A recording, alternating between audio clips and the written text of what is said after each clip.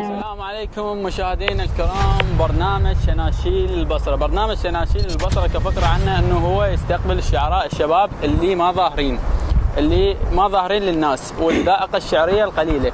ويانا اليوم شاعر من البصرة، الشاعر قيس الحمداني. شلونك قيس؟ يا بعد قلبي محمد اخي العزيز، الله يحفظك. الله يسلمك. شلونك؟ شلون الصحة؟ والله بخير اذا انتم بخير.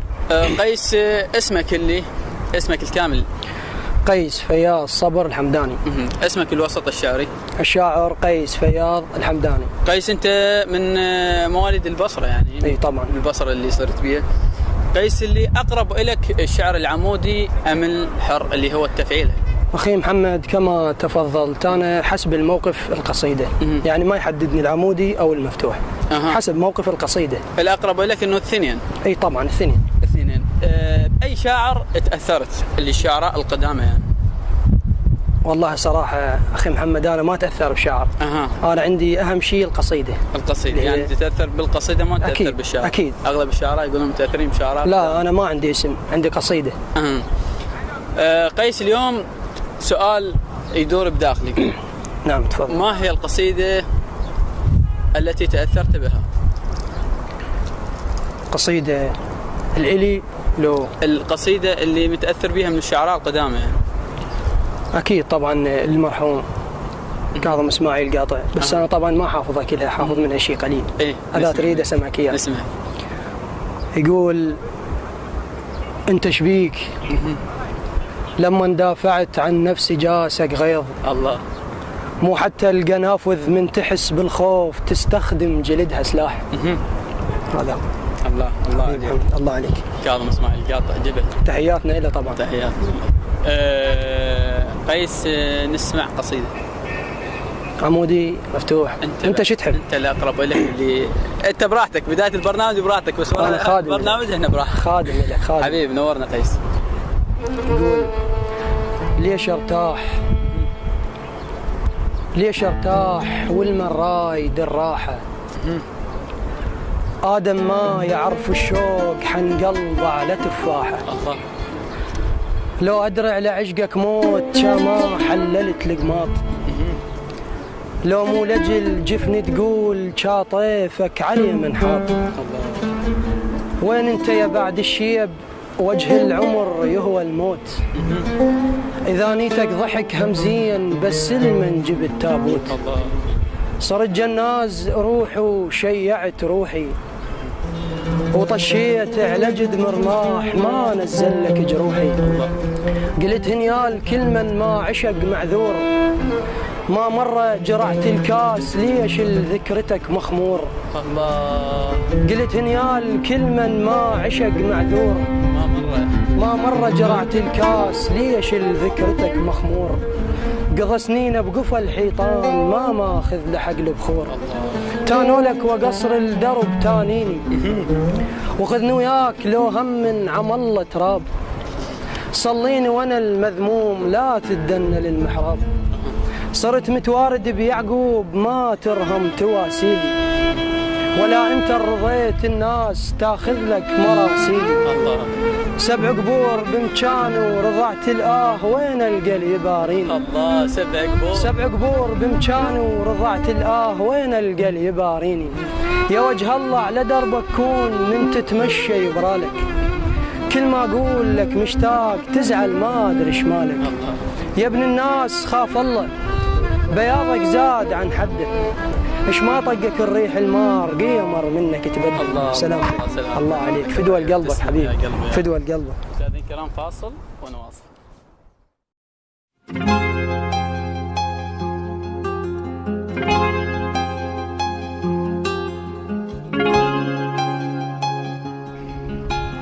وحكفالة ابوي بثورة 20 وجفوفه العظيمة المارضة تهوى، المباقت بليل الصبح ترجع كون واصلها الخبر ومحزمة البصرة، ابنها العشق تبقى وصارت ام عريف المخلي السواتر تلبد الظهره. احسنت.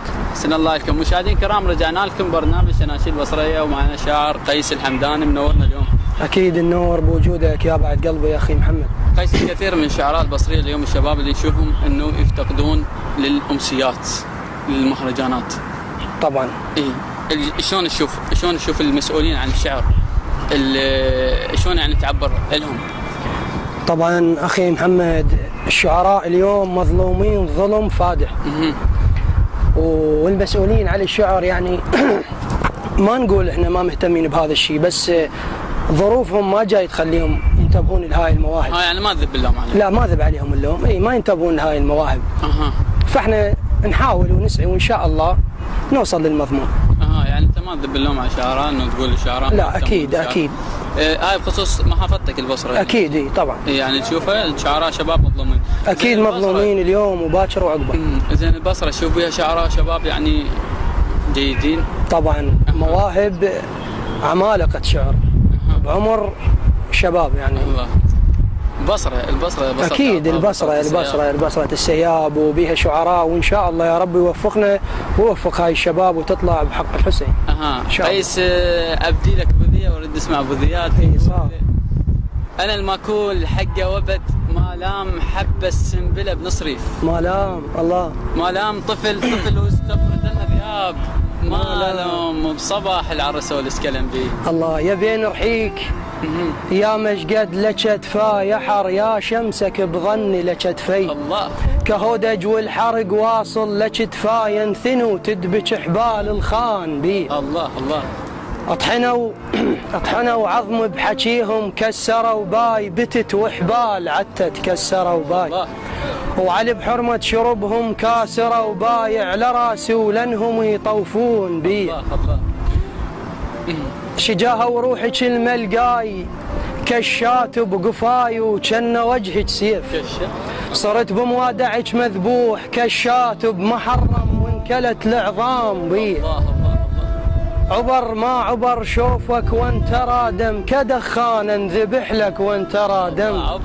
عبر ما عبر شوفك وانت رادم كدخان انذبح لك وانت رادم. ما مش صدفة اشوفك وانت رادم جرف ومتاني يرصد طير بي. الله عليك. بعد سمع رك لبنها. اي صح. شجاه النوق تهمل رك لبنها بتشر يصدج كلامي رك لبنها. كحامل لون تسمع رك لبنها ببطنها الهيج ويعج فاك بي. الله عليك. مبدع. الله عليك عزيزي، ممنون منك. مبدع. الله يسلمك. الله يخليك. اليوم نورنا برنامج شناشيل البصريه. اكيد النور بوجودكم يا بعد قلب، وان شاء الله اكون عند حسن ظنكم. تسلم حبيبي. اللي هسه عندنا فقره اسئله الذائقه الشعريه. فقره الذائقه الشعريه، اسالك سؤال تجاوبني نعم او لا ان شاء الله، بعدين نناقش الاسئله ان شاء الله. الذائقه هي اكيد اللي تهتم بالشعر او اللي تسمع الشعر، ولولا الذائقه الشعر ما يوصل. اكيد طبعا، هذا الباب الاول.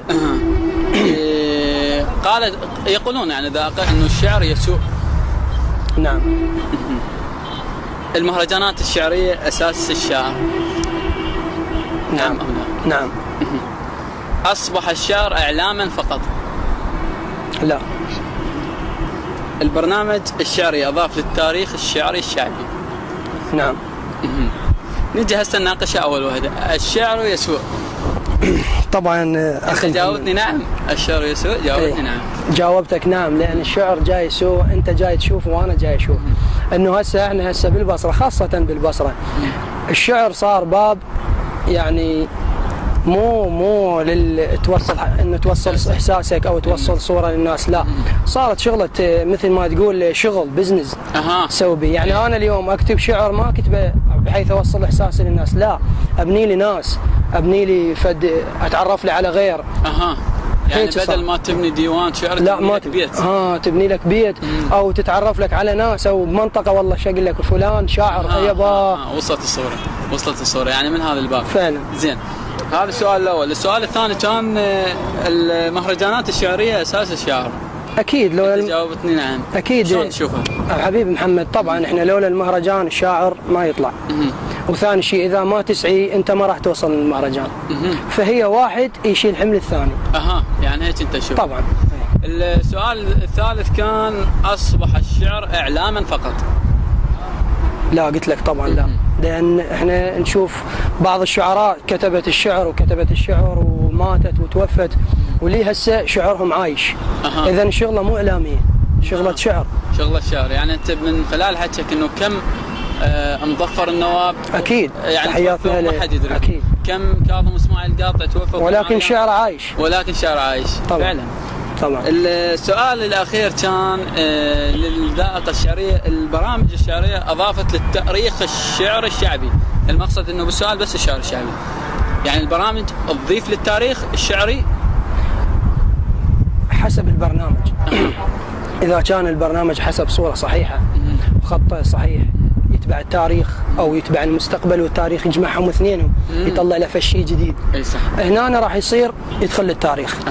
طبعا، بس إذا ما كان هيك لا ما يسبب أي يعني يسبب إشكالات. أي طبعا شيء أكيد. أكيد اليوم احنا جاي نشوف برامج كثيرة واكو توفيق برامج واكو برامج غير موفقة. صحيح. قيس، أريد نسمع قصيدة. قصيدة لو قصيدة. قصيدة بس قصيدة. ما سير عليك اللي يعتن على الموت، ما باراك ذمت وقال لك تهنى، ما رد لك عزيزك نام بالجانون، بهتت روحه والحسرات شون. الله. أذب هموم واعثر يمشتف جناز، أنا ذاك العدل وقبور رادن. الله. أذب هموم واعثر يمشتف جناز، أنا ذاك العدل وقبور رادن. قبل شايل صبر عابر الحبل انتوم، وإذا سمعا ونين الحمل ذبن. أبشرك من رحت ما واصلوك أخبار، ما جردولك فلان اللي تركته بيوم، نحل ما عند الإجدام اللي يعينن. سويها بحياتك ودله صم انفاس، يرجع للوقت ويقابلك جن. مش وقت تمشي على شوك وتعتني الفلاح، رحت ليش ورود عافن. شابك شجرة امتاناك حصت الريح، يدفعني ورد باسمك وادف عني. تهت بيك وقلت مثل اخطبوط الماي، ثلث قلوب عنده وما يدلن. تهت بيك وقلت مثل اخطبوط الماي، ثلث قلوب عنده وما يدلن. ممنون منك. ايش دران الصراط يعثر المذنوب، طح الزلمة النثايا شلون عبرا. وهو مشكل طفل والظما يباوع بي، وقل لك يا بير مي نقطن. انا ودمعته وذاك الدخان المات، بجفامتنا صدق بس ما توسن. الله. جفامتنا صدق بس ما توسن. سلام الكرام، فاصل ونواصل.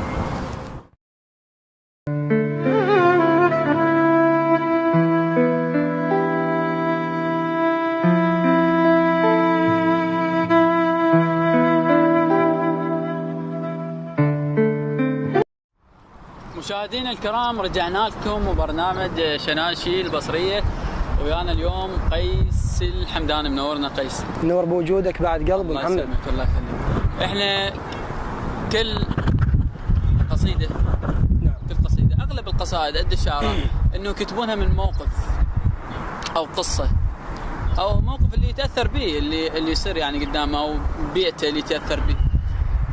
فانت لازم كاتب قصيدة انه موقف مر بيك او فت قصة مرت بيك. طبعا شيء اكيد، ماكو انسان يكتب شعر وما تاثر بقصه. وانا فعلا صار بي موقف. اذا تحب. الموقف شنو؟ الموقف اليوم كل الناس تسال قيس الحمداني. طبعا الموقف اللي اقرب على نفسه. كنا صغار، تونا بعمر تونا شابين، يعني بعدنا ما واصلين العمر نفتهم به الحب. فكنت انا احبها حب يعني مقدس، اللي يرضى الله سبحانه وتعالى والبشر. فكنت تانيها ايام المدرسه، من المدرسه اكو ركن تانيها بي، فبهذا المكان دائما انا اوقف وهي تجي، هي ما تدري بي طبعا انا يعني احبها يعني ما عندها خبر، فهي ما عندها خبر هنا. فانا كنت شو اسوي؟ اجي اوقف بهذا المكان، هي تعبر، انا كان حبي لها بس بالعين. يعني بس لغة العيون، لغة العيون على قولتك. وهي ما تعرف، هي ما تعرف، بس انا احبها. بس المهم عندي بس اشوفها اشوفها وتروح هاي كلش كافي تكفيني اليوم كله، انتهت. فمره ومرتين وثلاثه واربعه يعني ظليت بهذا المكان فانا قلت لازم يعني اتحرك، لازم اتحرك، ماكو هيك انسان يعني كندوب ابقى انا بهذا المكان ما ترهم. صحيح على قولتهم يقول مرات تروح. فحسيت قلت اني انا ما اقدر احاكيها لان صعبه، انا من نظرتها اتعب اخاف ان نتباوع لي. فجبت واسطه خير، كان واسطه خير من طرفي. فقلت له يا فلان، هي طبعا الواسطه كانت مؤنث ابنيه. فقلت لها يا فلانه انا احب هاي الشخصيه، اخاف احاكيها، مو بس مستحى، اخاف احاكيها. فقالت سهله، انا اشوف لك اياها. ونعم الله عليها هي من النوع الجريء يعني. اي. فراحت شافتها قالت لها هيك وهيك، اكو قضيه وما ادري شلون. فهي ما يصير تقول لها قبل فلان يحبك، هيك اكو شخصيه اجنبيه وهاي انت شو تقول؟ هي قالت ماكو مشكله عادي. المهم بعد انا هنا طاير من الفرحه يعني. محمد تعرف اخي محمد ذا انسان، ويقول لك خلي اشوفك تحتار ايش تلبس، حيره. فما ادري البس وانزع. اي الدنيا كلها قبال عينها. اي فالبس وانزع لحد ما رحت شفتها. من شفتها هي تفاجأت انه هذا الشخص نفسيته اللي يوقف هناك شنو. المهم تحاكت وياها، قالت لها هذا الانسان انا شايفته ويوقف لي بالطريق. هي قالت له هو هذا الشخص اللي يحبك وهاي. قالت لي افكر. فرجعت انا امتان الخبر. على نار يعني. انا على نار يعني صراحه ما كنت متوقعها راح تحكي لي هيك. قالت اللي ردت لي خبر، قالت تعال ارجع منتظرتك بفلان مكان. فانا رتبت نفسيتي وهاي وكملت، رحت للمكان اللي قالت لي انا منتظرتك فيه. فجيت ما لقيتها، باوعت هيك، التفتت شفتها بسياره وياها شخص تباوع عليه وتضحك. فانا قلت لها يا عايفني على باب الشوق واتحسر،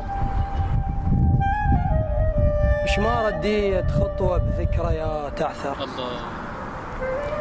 فركت ايدي وقلت شي رد لولف الراح، من شفت الجلد بحجاي تتفطر. الله. يا عايفني على باب الشوق واتحسر، ايش ما رديت خطوه بذكريات اعثر. فركت ايدي وقلت شي رد لولف الراح، من شفت الجلد بحجاي تتفطر. واشتاقيت لك قلبت الالبومات، كومه من الورق ما ظل لا تصور. الله. واشتاقيت لك قلبت الالبومات، كومه من الورق ما ظل لا تصور. واشتميتهن واستورحت نعناع، وبكيت على ريحك بلشن تخضر. الله. ذمون الخلق قالوا لي نام الليل، قلت لهم حالات العاشق اللي يسهر. ردوا لي تشيب وانت بالعشرين، ارد لهم مع الشيب من يكثر. الله قالوا لي. ذمون الخلق قالوا لي نام الليل، قلت لهم حالات العاشق اللي يسهر. ردوا لي تشيب وانت بالعشرين، ارد لهم مع الشيب من يكثر. كون ترد وراويك بجفاك الصار، المية من اقوم اشربها الا انجر. بكل شي تحضرت للموعد وللموت، بس روحتك ما كنت متحضر. الله. الكل شيء. بكل شي تحضرت للموعد وللموت. فدوى قلبك محمد. بكل شي تحضرت للموعد وللموت، بس روحتك ما كنت متحضر. ظل بجفاك وانا جدامي بي تحيل، هجرني الحيل مو مالت وراك اقدر. لا يغرك هدوء البحر مني يفيض، يقتل شكو قباله وجرفه يتبتر. هي كلمه وحده النوبه اقول لك غيب، إذا تبقى ترف يا فلان تتعور. إذا تبقى ترف يا فلان تتعور. سلامتك يا أبو عبد الله. قيس الحمداني. الله يعزك الله يخليك. منورنا ببرنامجنا اليوم، الله شاهد وأناملك الجميلة. يا بعد قلبي إن شاء الله أكون كفيت ووفيت. تسلم حبيبي. الله الله يخليك. يسلمك الله يخليك. الله يعزك. مشاهدينا الكرام، إلى هنا تنتهي حلقتنا لهذا اليوم من برنامج شناشيل البصرية، وإن شاء الله برنامج مستمر ولقاء ثاني مع شعر آخر. تابعونا.